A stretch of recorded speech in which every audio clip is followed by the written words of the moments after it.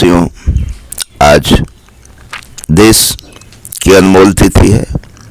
आज देश के दो महान हस्ती महात्मा गांधी और लाल बहादुर शास्त्री की जयंती है। दोस्तों, आज के ज़माने में जहाँ छल प्रपंच, माया मोह, अनेकों प्रकार के अपराध वृत्तियाँ हो रही हैं, मनुष्य अपनी तरक्की के लिए, अपने परिवार की तरक्की के लिए कौन कौन से अपराध कर रहे हैं, कौन कौन से कुकर्म कर रहे हैं। इस समय में महात्मा गांधी और लाल बहादुर शास्त्री के सारे विचार और कथन अप्रसंगनीय लगते हैं, लेकिन यह सच्चाई है कि महात्मा गांधी का वर्णन करना सूरज को दीपक दिखाने जैसा है, और लाल बहादुर शास्त्री की चर्चा तो और भी अवर्णनीय है, क्योंकि एक गरीब घर का लड़का जिसने कभी नाव की खेवाई के लिए पैसे नहीं थे, और गंगा नदी जब तैर कर पार करते थे तो नाविक भी प्रभावित होकर कहता था, बेटा मेरी नाव पर बैठ जा, मैं तुमसे पैसा नहीं लूँगा। लेकिन जिसने स्वयं ही नहीं स्वावलंबन का पाठ पढ़ा, बल्कि देशवासियों को स्वावलंबन का पाठ पढ़ाया, और उन्होंने कहा नहीं, यह मेरे स्वाभिमान के खिलाफ है। तमाम कठिनाइयों के बावजूद जिसने सदैव अच्छे से अच्छे अंक को प्राप्त किया, जीवन में अच्छी से अच्छी उपाधियां प्राप्त की, वो देश के गृह मंत्री बने। वहाँ भी ऐसे ऐसे अनोखे और अजूबे कार्य किए जो कि आज अविश्वसनीय और अप्रासंगिक लगते हैं। कभी वे रेल मंत्री थे और उन्हें बनारस पहुंचने में देर हो रही थी। उस समय ऑफिसर को मालूम हो गया कि लाल बहादुर शास्त्री जी लेट आ रहे हैं, और उसने रेल को हरी झंडी नहीं दी, रुकवा दिया। और जब लाल बहादुर शास्त्री आए तो उसने बड़ा वर्णन किया कि मेरा प्रमोशन हो जाएगा, लेकिन अगले दिन उसको नौकरी से हाथ धोना पड़ा, क्योंकि लाल बहादुर शास्त्री ने कहा, एक व्यक्ति के लिए संपूर्ण देश को तुम परेशान नहीं कर सकते हो। लाल बहादुर शास्त्री की सबक थी। कभी बेटे के रिजल्ट लेने के लिए, परीक्षा फल लेने के लिए जब वे विद्यालय पहुंचे तो उस समय शिक्षक और प्रिंसिपल ने बड़ी शर्मिंदगी महसूस की और कहा, शास्त्री जी आप तो देश के प्रधानमंत्री हैं, आप खबर भेज देते, हम लोग आपके घर पर पहुंच जाते। उन्होंने कहा नहीं, जो सुविधा सभी लोगों के लिए है वही सुविधा मेरे लिए भी हो। उनके हजारों लाखें बातें हैं। उनके बड़े पुत्र अनिल शास्त्री के बड़े बड़े वक्तव्य आते हैं, जहां कभी बड़े बड़े अधिकारी के बच्चे अच्छे अच्छे गाड़ियों में पढ़ने के लिए जाया करते थे, उस समय लाल बहादुर शास्त्री के बच्चे तांगे में जाया करते थे, क्योंकि सादगी और ईमानदारी, सच्चाई के वे द्योतक थे।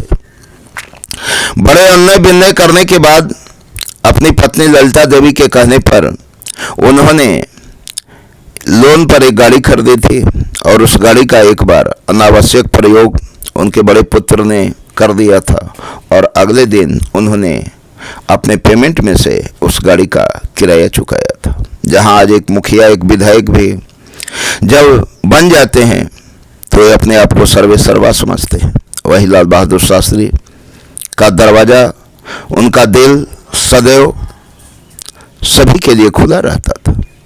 सादा जीवन, उच्च विचार की अगर प्रेरणा लेनी हो तो लाल बहादुर शास्त्री से लेनी चाहिए।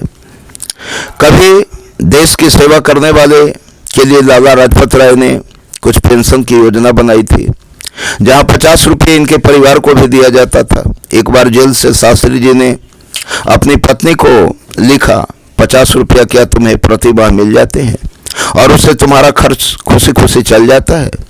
पत्नी ने भी ईमानदारी का परिचय देते हुए लिखी, हाँ मुझे प्रति माह 50 रुपये मिल जाते हैं, और 40 रुपये में ही मेरा काम चल जाता है। अगले दिन शास्त्री जी ने पत्र लिखा उस संस्था को कि मेरे घर का खर्च 40 रुपया में ही चल जाता है, इससे अगले माह से 50 रुपये नहीं बल्कि 40 रुपये ही भेजे। ये उनके ऐसे ऐसे अनोखे कार्य थे जिसको वर्णन करना बड़ा ही कठिन और असंभव जान पड़ता है।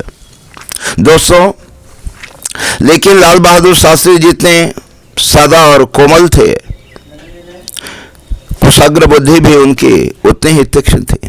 कभी एक अंग्रेज अधिकारी ने कहा था, लाल बहादुर शास्त्री आप नाटे कद के हो, क्या आपको शर्म महसूस नहीं होती? तपाक से उन्होंने जवाब दिया, मुझे शर्म किस बात की महसूस हो, मैं नाटे कद का हूं, तब तो मैं अपना सर ऊपर उठाकर आपसे बातें करता हूं, और आप लंबे हैं इसलिए तो सर झुकाकर मेरे सामने आप बातें करते हैं। ये उनकी हजारों प्रकार की कुशाग्र बुद्धि का परिचय था। ताशकंद समझौते में जब गए थे तो उनके पास नए कोट के लिए पैसे नहीं थे। पुराना कोट को सिलाई जब हुआ तो उसमें गांठ पड़ गए थे, इससे उल्टा कोट पहनकर जब ताशकंद के मंच पर चढ़े तो विदेशियों ने एक साथ खिल्ली उड़ाया, अरे इस गरीब देश का प्रधानमंत्री एक बौना प्रधानमंत्री ऐसा हो सकता है जो उल्टा और फटा कोट पहन कर आया है? उस देश का तरक्की कैसे होगा? लाल बहादुर शास्त्री ने कहा, मेरे विश्व के लोगों, अगर तुम मुझे गाली नहीं जूते की माला पहनाकर जूते से मुझे मारते भी तो मैं तुझे जवाब नहीं देता, क्योंकि मैं हिंदुस्तानी हूँ और हिंदुस्तानियों में सहन शक्ति होती है। किंतु एक हिंदुस्तानी की यह खासियत है कि वह अपने देश का अपमान नहीं सह सकता है।